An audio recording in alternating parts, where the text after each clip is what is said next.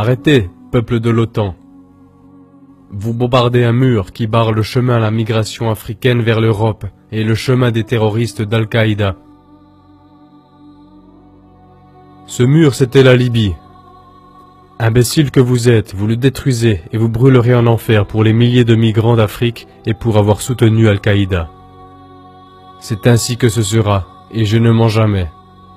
Et je ne mens pas maintenant non plus.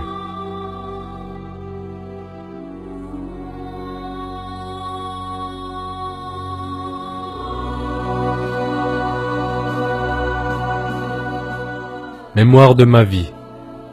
Colonel Mouammar Kadhafi, chef de la Révolution, 5 avril 2011. Au nom d'Allah, du bienfaisant, du miséricordieux. Pendant 40 ans, ou était-ce plus, je ne me souviens plus. J'ai tout fait pour donner aux gens des habitations, des hôpitaux, des écoles, et lorsqu'ils avaient faim, de la nourriture. Au Benghazi, j'ai même fait du désert une terre agricole. Je me suis imposé contre les attaques de ce cow-boy de Reagan, lorsqu'il a tué ma fille adoptive orpheline.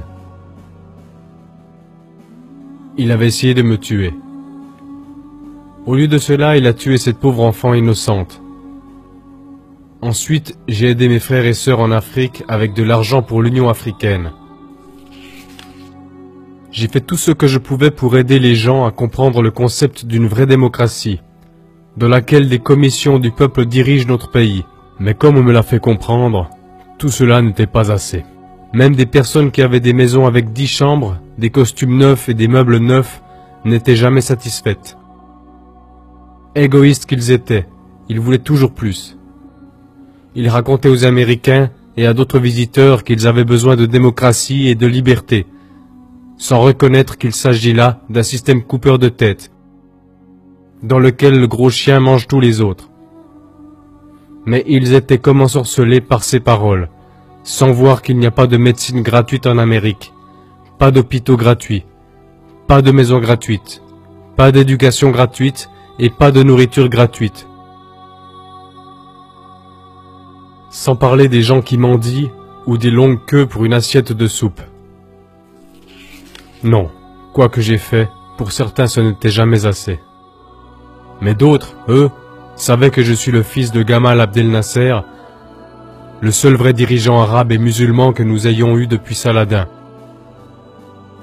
Lorsque j'ai revendiqué la Libye pour mon peuple, comme il a revendiqué le canal de Suez pour son peuple, c'était ces traces que je tentais de suivre pour protéger mon peuple de la domination coloniale, de voleurs qui nous voleraient. Je suis désormais soumis à l'attaque de la plus grande puissance de l'histoire militaire.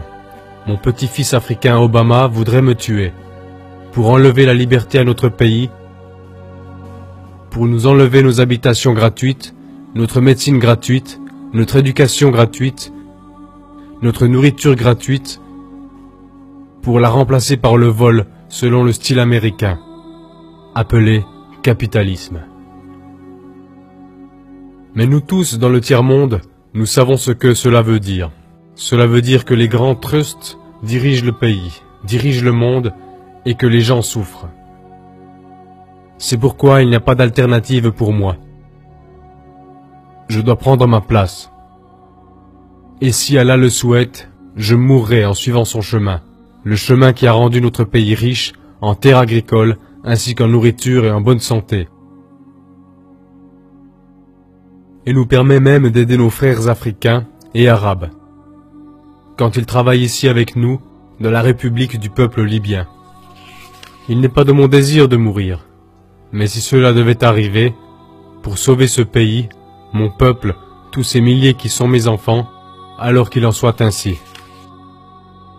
Que ce testament soit ma voix adressée au monde, que je me suis levé contre les attaques des croisades de l'OTAN.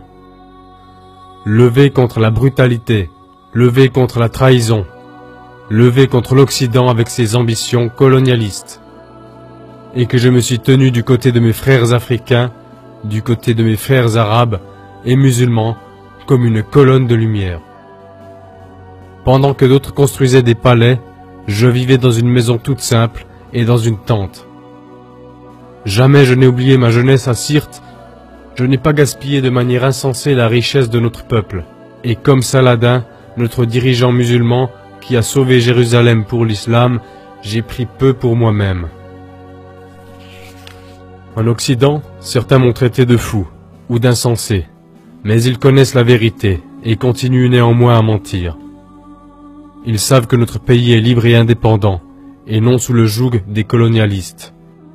Que ma vision, mon chemin est compréhensible et l'a toujours été, et qu'elle est dans l'intérêt de mon peuple, et que je vais me battre jusqu'au dernier souffle pour nous garder libres. Puisse Allah le Tout-Puissant nous aider à rester croyants et libres. Colonel Mouammar Kadhafi, 5 avril 2011.